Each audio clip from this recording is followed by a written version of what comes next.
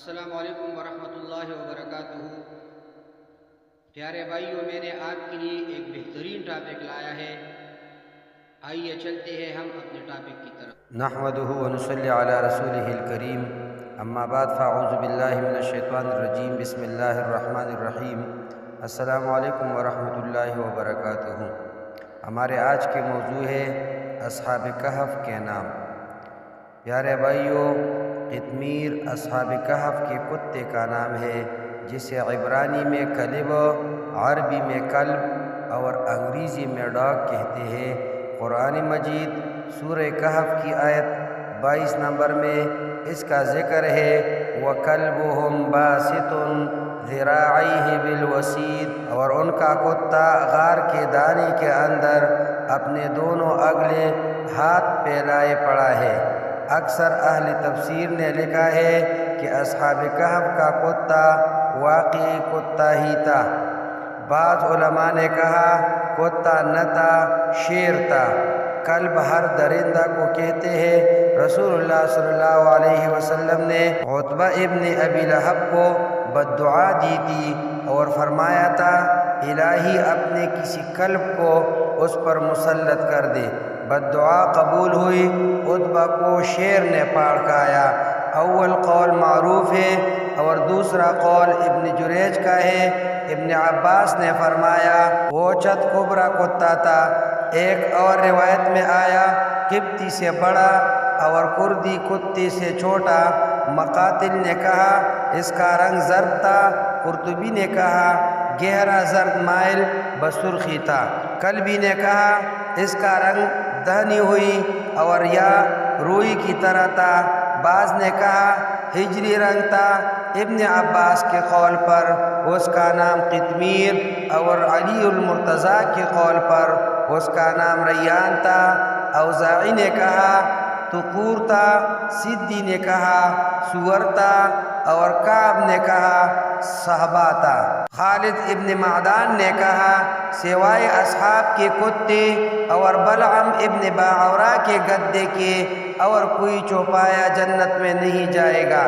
سدی کا قول ہے اصحاب کہف کروٹ لیتے تھے تو کتا بھی ان کے ساتھ کروٹ لیتا تھا۔ اصحاب کہف دائیں طرف کروٹ لیتے تھے تو کتا اپنا دایاں کان موڑ کر دائیں بل پر ہو جاتا تھا، اور اصحاب کہف بائیں کروٹ لیتے تھے تو کتا اپنا بایاں کان توڑ کر بایاں بل پر ہو جاتا تھا۔ علی المرتضیٰ اصحاب کہف کے یہ نام بتلاتے تھے، یملیخہ، مکسلمینہ، مسلینیہ بادشاہ کے دائیں طرف والوں میں سے تھے، اور مرنوش، برنوش، شازنوش بائیں طرف والوں میں سے، اور ساتواں ایک چرواہا تھا، اس کا نام کعستی تیونس تھا، جو راستہ میں ان کے ساتھ ہو لیا تھا، اور ان کے کتے کا نام قطمیر تھا۔ تفسیر بیضاوی نے یہ لکھا ہے، جبکہ معجم الاوسط میں ابن عباس کا قول نقل ہے، انا من اولئک القلیل مکسملیسا وتملیخا وهو المبعوث بالورق الى المدینة ومرتولس ویسبونس وزرتونس وکفاشتیتوس ومنتنواسی سوس وهو الراعی والکلب اسمه قطمیر۔ انسانوں میں سے اسے جاننے والے چند لوگ ہیں، اور اس سے مراد اہل کتاب کا گروہ ہے، اور ابن عباس کہتے ہیں ان چند آدمیوں میں سے میں بھی ہوں۔ وہ 7 آدمی تھے اور ان میں 8واں ان کا کتا تھا۔ پھر آپ نے ان 7 کے ناموں سمیت ذکر کیا، اور رہا کتا تو اس کا نام قطمیر ہے۔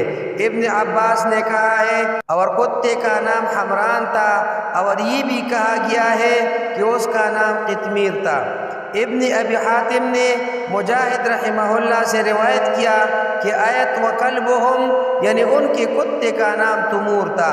ابن منذر نے ابن جریج سے روایت کیا کہ میں نے ایک عالم آدمی سے پوچھا کہ وہ لوگ گمان کرتے ہیں کہ اصحاب کہف کا کتا شیر تھا، تو انہوں نے فرمایا اللہ کی قسم وہ شیر نہیں تھا لیکن وہ سرخ کتا تھا، ان کے ساتھ ان کے گھروں سے نکلا تھا، اس کو قطمور کہا جاتا تھا۔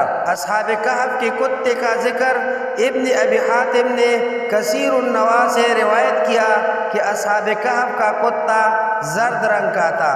ابن ابی حاتم نے سفیان کے طریق سے اور اس نے سفیان سے روایت کیا کہ کوفہ میں ایک آدمی کو عبید کہا جاتا تھا اور وہ جھوٹ کے ساتھ متہم نہ تھا۔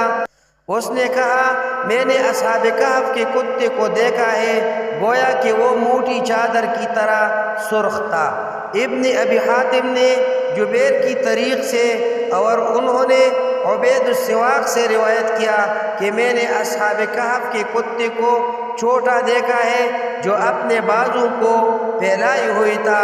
غار کے دروازہ کی کھلی جگہ میں عبید السواق اشارہ کر کے بتاتے تھے کہ وہ اس طرح کانوں کو حرکت دیتا تھا۔ اقول قولی ھذا استغفر اللہ لی ولکم ولسائر المسلمین۔